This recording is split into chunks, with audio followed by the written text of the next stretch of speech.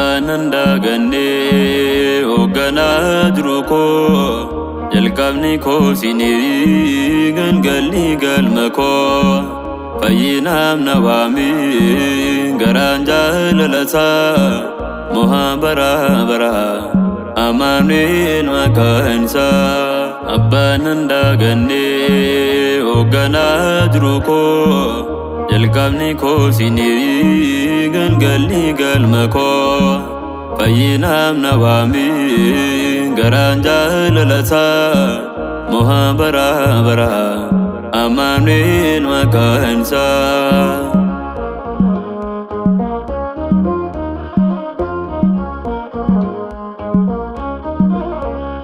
ijulumma kasti nanizne wakako barwar ka kirratis kajile kamniko sababan afkaba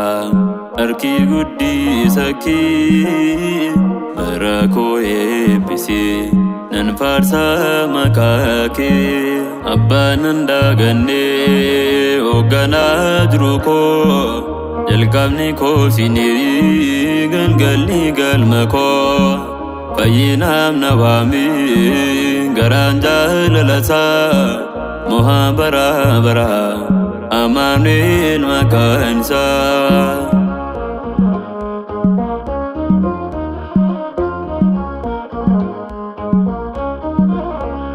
Dawsi godade dabrera kalesa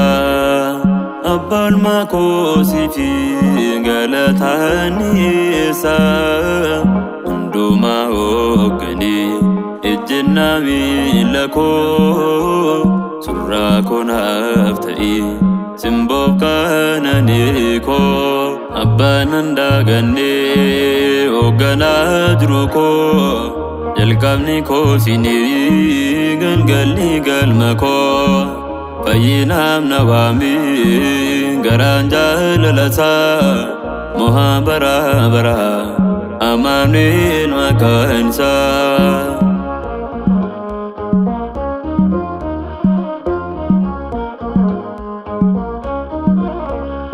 ajaibu mala wajin abbakoti nadawati kuno anabasigati kuno nancharume wagni kona wami yanne kotoran isana farome Abbananda ganne ogana druko jalqabni ko sini gangalli galmako fayyinam nawami garanja lalasa muhabara bara amanin makansa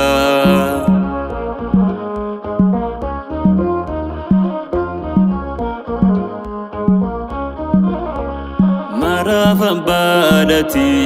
undoti nabdata ya hamba ogumma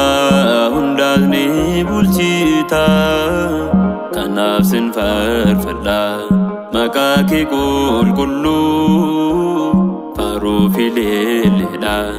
siwaminen bulu Abbananda ganne ogana druko jalqabni ko sini gangalli galmako fayyinam nawami garanja lalasa muhabara bara amanin makansa Abbananda ganne ogana druko jalqabni ko sini gangalli galmako fayyinam nawami garanja lalasa muhabara bara amanin makansa